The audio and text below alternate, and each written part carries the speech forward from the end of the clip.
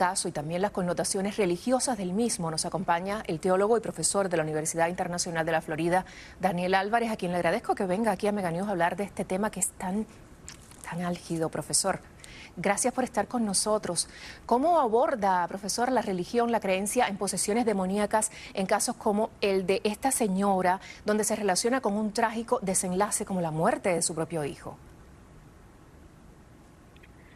Gracias por invitarme. Mira, hasta que no sepamos más de lo que ha pasado aquí y quiénes más posiblemente estuvieran envueltos, ¿no?, en este supuesto exorcismo, la Iglesia Católica tiene unas reglas muy, pero muy firmes, ya que aconseja de que nadie intente llevar a cabo un exorcismo si no sea con un experto, en este caso uno nombrado por el mismo, entrenado por el mismo Vaticano, que entrena exorcistas, y también le dice a las arquidiócesis que tengan un exorcista entrenado, un sacerdote, para que lleve a cabo el exorcismo. Pero antes de llevar a cabo un exorcismo, la Iglesia dice que hay que consultar a médicos, a psiquiatras, a psicólogos para asegurarse que no hay un caso de enfermedad mental. Me parece a mí que lo que estamos viendo es una tragedia y esta señora aparentemente actuó de una manera autónoma, sin consultar a los expertos, y aquí vemos el resultado de esa acción descabellada.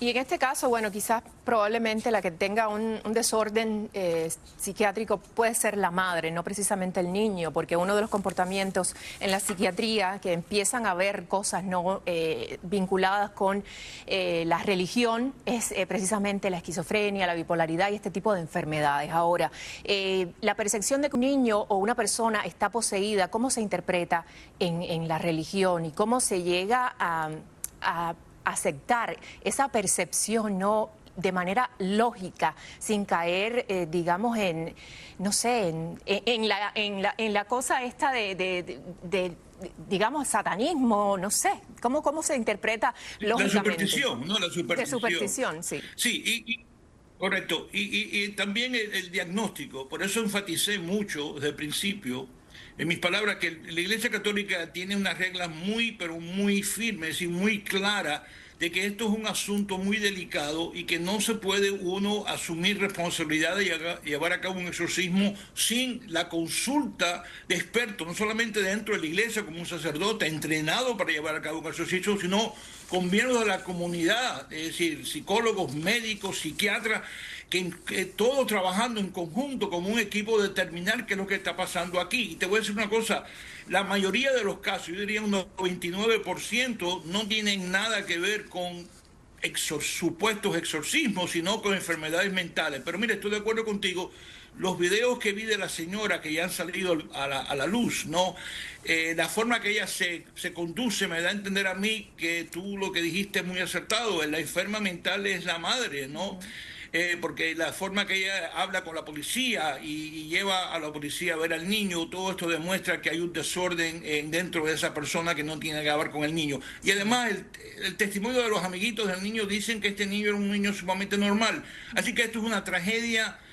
Vaya, no tengo palabra para describir, pero repito y advierto a todos los que están en este programa, no se metan a hacer exorcismo, a identificar a personas que están endemoniadas, que hay primero que hacer una investigación muy fuerte, y en la mayoría de los casos estamos hablando de enfermedades mentales que no tienen nada que ver con posesión de demonios. Por eso hay que buscar ayuda. Siempre que usted sienta algún tipo de duda, de pregunta o de cuestionamiento, en su caso o en algún miembro de su familia, alguna amistad, busque ayuda para usted o para su persona.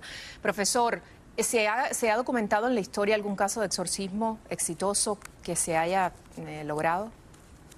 Sí, te puse una cosa, el Vaticano toma esto tan en serio, está hablando de la Iglesia Católica, de que llevan a sacerdotes al Vaticano a dar entrenamiento. Es más, hay un manual de exorcismo.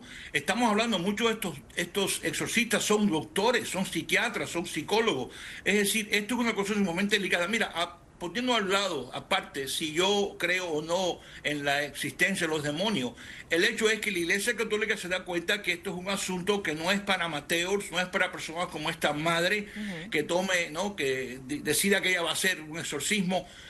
Hay que tratar esto con mucho cuidado porque, repito, en la mayoría de los casos son enfermedades mentales, pero la Iglesia sí acepta de que en algunos de estos casos sí estamos hablando de posesiones demoníacas.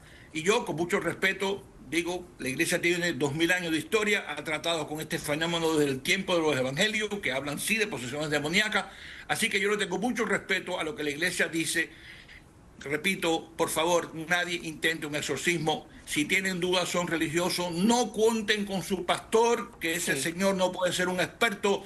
Hablen, si necesitan, hablen con un médico, un psiquiatra, antes de intentar cualquier cosa. Profesor, muchísimas gracias siempre. Es un placer contar con su conocimiento. Ahora seguimos con más de Mega News. Y vamos a